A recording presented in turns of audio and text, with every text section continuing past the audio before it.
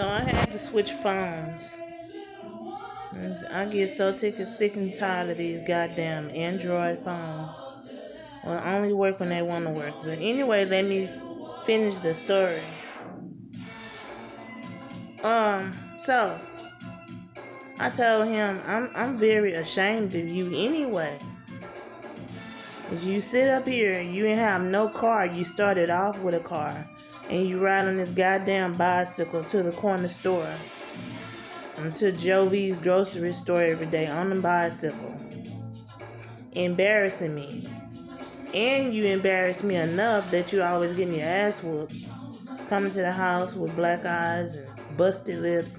And somebody done beat your ass because you can't fight.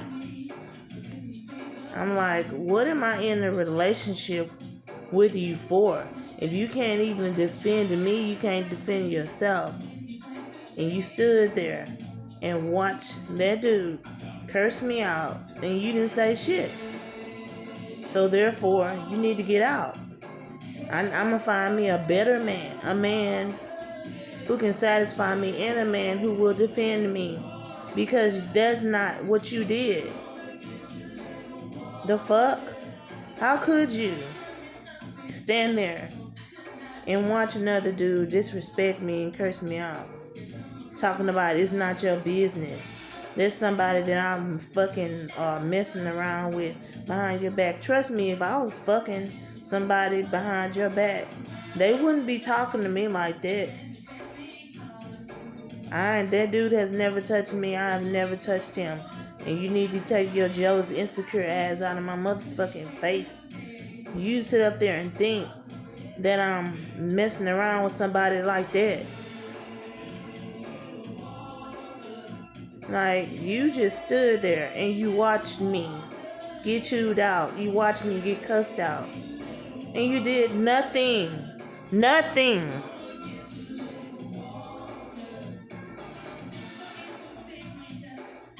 Whew. I'm getting mad all over again. Cause I can't fucking believe that. Every time I think about that pisses me off. And I just had to tell it in this story time. See, that's another situation of letting a boyfriend in your personal space. And then, like I said, he had the audacity to bring his old stank ass to the house. He let himself in because I had him a key made.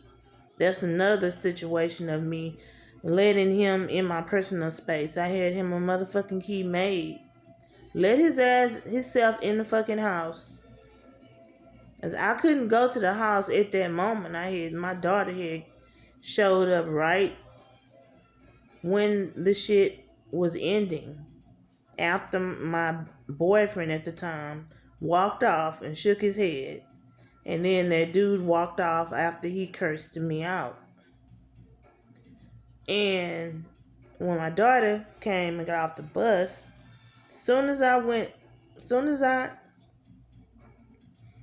me and my daughter went in the house, I walked up those stairs, I went in my bedroom where he was at, and I started going off on him. I'm like, you a bitch.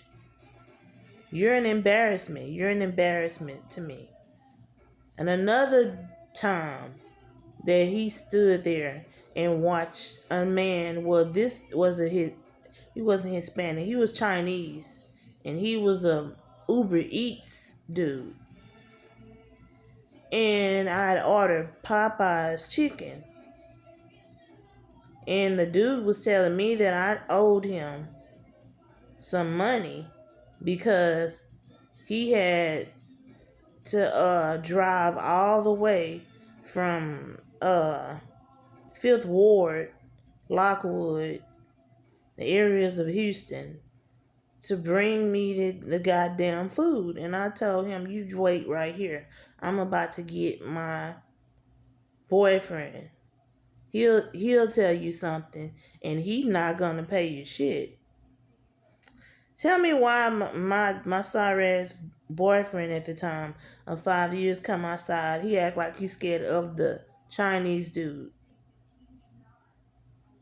And then he reached down in his pocket and he gave the dude $20, and then my boyfriend at the time says to me, you can't be doing stuff like that.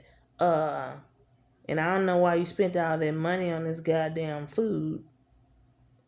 If you gonna have somebody drive, I said, you know what? I'm like, you make a woman want to cheat on you, because how can you sit up there and take his side, which I did cheat on him, and he deserved it. Like, for real, he had got out of jail that he spent probably like, let me see, he spent probably, I'm gonna say, 8 months in jail, and I already did what I wanted to do. And then he go come beating at the door like he thought another nigga was in the house. And then he was trying to ask me to have sex with him, and I told him no. Like, I don't care if you is fresh out of jail. Not doing nothing with you. Nothing. Because I'd already had sex enough for probably 2 years. Like, that's why I say each time that I went out and got my revenge and cheated, it was well deserved to be payback against him for all the times he treated me wrong, for all the times he sitting up there conversating and being all up in my neighbors' faces, for all the times that time that, like I'm saying, in this third time, and he sat up there and watched that man disrespect me and curse me out, and he stood there and didn't say nothing. He shook his head and walked to the house like, bitch, no. You is getting out of my house. You gonna either go to your sister's house or go sleep in that park bench. You not finna lay your head on my goddamn mattress. And then after the fact, then he go bring his sorry ass around the corner to talk to the dude. And I looked out my window and I saw him and the dude talking. And then he said, you see, I went around there and I told that dude for him not to be talking to you like that. I said, it didn't look like you was telling him off to me. He said, I'm like, it's too late for you to go and defend me now, because you should have defended me in that moment. And I said, that's what I get for letting your ass in my personal space. For letting you move in with me to begin with, because you embarrassed me. My neighbors and stuff